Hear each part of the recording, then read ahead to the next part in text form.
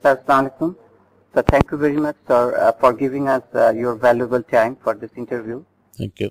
Sir, we are doing a fellowship in FAIMER, which stands for Foundation for Advancement of International Medical Education and Research.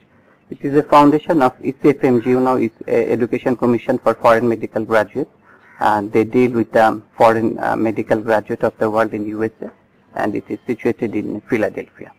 They have their institute in Philadelphia, and they have also 5 regional institutes worldwide in India, South Africa, Brazil. So she is a fellow of India FAIMER Regional Institute, Ludhiana, and I am doing in the institute in Philadelphia. The foundation is established in 2001, and their main aim is to create an environment for cross-cultural exchange of educational expertise and experiences and develop a global community of health professions educators. And the ultimate goal is to improve the health of local communities by improving this health professions educators program. This is their main aim of this fellowship program. So today we'll discuss with you about medical education and government interaction. And it is a vast area, so we focused on 4 issues, and through teleconference with my fellows in Johns Hopkins, Ethiopia, Mali, Sri Lanka, and me, Bangladesh, we have developed 7 questionnaires, and we focused on 4 topics, that is curriculum, enrollment, deployment, and quality assurance. So, Sir, Dr. Muna Salima Jahan, she will ask you the question. Thank you, sir. Thank you. Sir, would you kindly throw some light on the basic organization of medical education in Bangladesh? First of all, thank you for coming to me to discuss this problem of medical education, which is a very important issue worldwide, more so in our developing country like ours. I would welcome every possible help from FAIMER so that we can develop our education in our country. The medical education here, as you know probably, and most of us would know, that there are in mostly 2 parts, undergrad and postgrad. We will be discussing mostly undergraduate level. This is dealt by the Ministry of Health. In many countries it's dealt by the Ministry of Education, but here the Ministry of Health deals with the health education.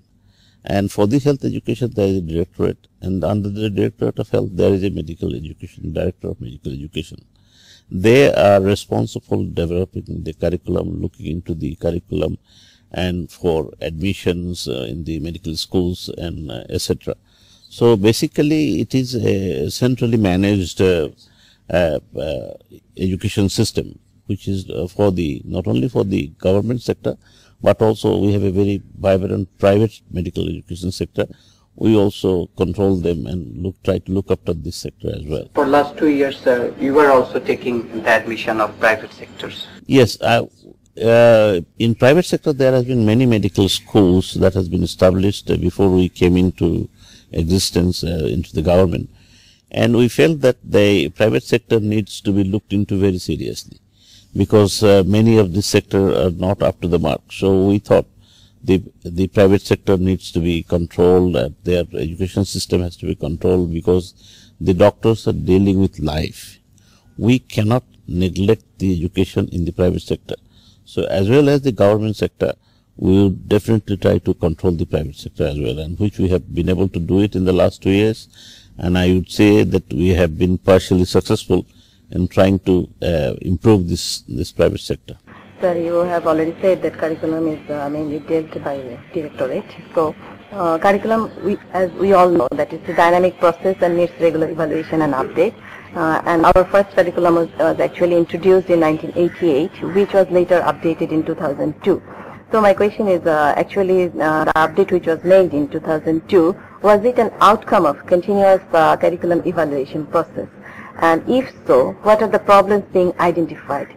And actually, what strategy has been adopted to address this issue? I think, as you have mentioned very rightly, that it's a continuous development. Curriculum cannot be static, and especially not only in medical education, but in any science or any other subject, it's a continuous process. So we have come a long way since the original curriculum was there, and I know a few days ago I was talking to my directorate and the medical education sector. They have been already reviewing the new curriculum. So this is a developmental process that they have been doing. There are many sectors that have been neglected in the past, like the social science, like the human relationship, like the patient-doctor relationship and how they should be in the medical education. That has not been looked into. In the curriculum, it is also neglected partly because they are brought up in the medical schools which are located in the city, but most patients are in the periphery, in the rural center. So these things we have been looking into very seriously now, how we can bring out these issues into the curriculum. And the doctors who are going to be the doctors in future, they can be more as a human personnel, as a resource personnel, and they have the reality. They know the reality in the ground reality, so that what is the rural people suffering from. So they are more interested in say, cardiac disease or not the really primary health care. So all these issues, I think, in the curriculum development is going on. I am sure it will be continuously developing in future.